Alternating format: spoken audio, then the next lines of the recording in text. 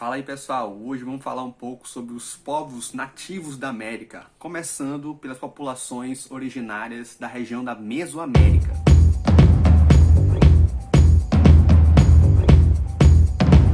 Primeiro, o que é essa região da Mesoamérica? É uma região que fica situada, a região da América, que fica situada entre os territórios do atual El Salvador, Belize, o sul do México e também parte de Honduras, Guatemala e Nicarágua. Na Mesoamérica e também na região andina, nós observamos o surgimento das primeiras sociedades hierarquizadas da América, ou seja, sociedades em que você já percebe ali uma divisão social entre classes dominantes, classes ricas e classes menos abastadas, menos favorecidas, mais pobres. As principais sociedades da região da Mesoamérica que mais se destacaram foram os Olmecas, os Toltecas e os Maias. Vamos falar sobre cada uma delas. Primeiro, os Olmecas. Eles habitavam a região do Golfo do México, iniciando ali esse processo de ocupação por volta do século XII a.C. Essa região ela tinha uma abundância de água e também de fauna, ou seja, uma quantidade de animais bastante importante, e isso fez com que os Olmecas praticassem muito plantio de alimentos e também atividades de caça e também de pesca. Os Olmecas já construíram monumentos funerários, centros cerimoniais, também esculturas, grandes praças públicas, inclusive provavelmente para a realização de cerimônias públicas ao ar livre.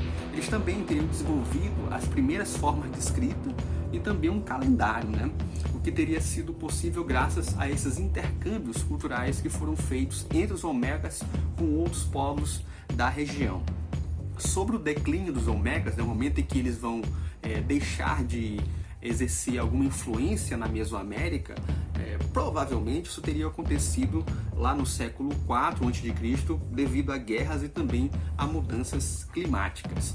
Merece destaque também, gente, a cidade de Teotihuacan, que é uma cidade que era uma das mais impressionantes cidades da Mesoamérica. Essa cidade ela se localizava na região central do México e chegou a ter uma população de 150 mil habitantes. Ela foi formada ali por volta do ano 100 a.C., a partir da união de diversas aldeias, aldeias formadas por diferentes povos mesoamericanos. O centro da cidade de Teotihuacan era uma região, era um centro urbano planificado, todo plano, e era dividido em vários setores. Cada um desses setores era destinado a uma atividade econômica diferente.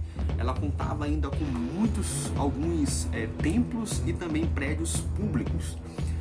Existia uma zona da cidade específica para as moradias da elite de Teotihuacan.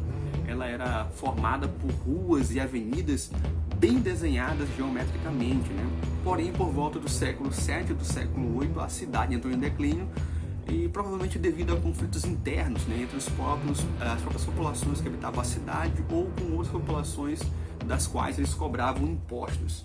E muitos habitantes acabaram migrando para outras regiões da Mesoamérica, enquanto alguns ficaram na cidade de Teotihuacan, já em declínio, agora sob o domínio dos Toltecas.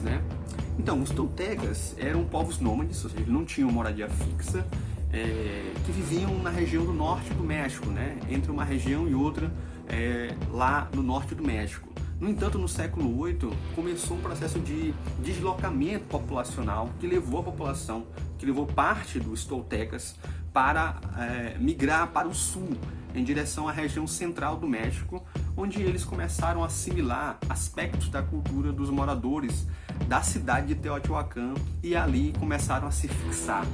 Os Toltecas já dominavam a metalurgia, mexiam com metais e praticavam agricultura, além de comercializar obsidiana. A obsidiana que era um vidro oriundo de origem vulcânica, Eles comercializavam essa obsidiana em troca de algodão e de cacau com povos do sul e do leste. A principal cidade tolteca, a capital dos Toltecas, era a cidade de Tula, que chegou a ter uma população ali entre 20 e 50 mil habitantes, segundo algumas pesquisas, no século XI. Porém, no século XII, a cidade foi invadida e mais tarde, na segunda metade do século XII, a cidade foi incendiada, Provavelmente o domínio tolteca na região ele entrou em declínio devido às invasões de povos inimigos e também à seca, né, que inviabilizou, na verdade, a plantação, né, e isso fez com que o domínio tolteca também entrasse em declínio. Sobre os maias, né, os maias são a principal população originária de indígenas que habitaram a região da Mesoamérica. Há registro da presença dos maias já no ano 1000 a.C., na chamada Península do Yucatán, que é essa região central da Mesoamérica, né? Corresponde aos atuais México, Guatemala, Belize e também parte do oeste ali de Honduras. Ao longo de 2000 anos de história dos maias, eles ergueram diversas cidades, entre elas cidades importantíssimas. Muitas delas se ergueram a partir de templos, né, em volta dos templos religiosos que eram muito importantes para os maias. Entre elas a cidade de Chichén Itzá, que é uma cidade muito famosa, inclusive hoje local de turismo, né? A cidade de Palenque, as duas no México, Tikal, na Guatemala, também um local em que se frequenta muito, os turistas frequentam muito essa cidade, uma cidade histórica, e também Copán, em Honduras. Os maias jamais formaram um império unificado. Os maias ergueram várias cidades, e cada cidade ela tinha um governo próprio, um exército próprio, leis próprias.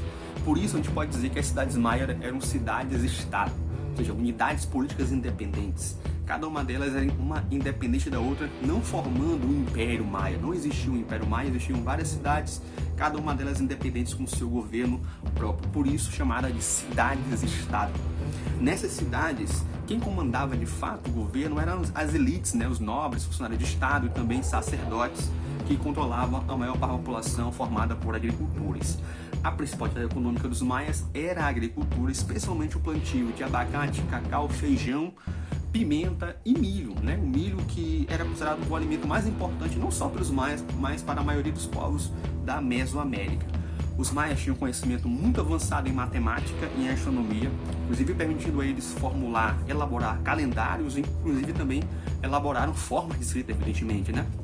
Os calendários serviam para planejar as atividades agrícolas e também tinham um caráter religioso, especialmente relacionado à questão das cerimônias e os ritos que tinham uma correspondência, uma relação com os ciclos terrestres e celestiais que eles buscavam expressar aí como os desígnios divinos, né, para o universo. De que forma os desígnios divinos eles de fato estariam relacionados com os fatos que aconteceriam no universo.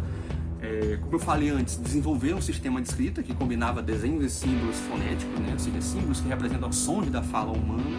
E também os maias construíram pirâmides, né? Que serviam de base, né, para os templos religiosos.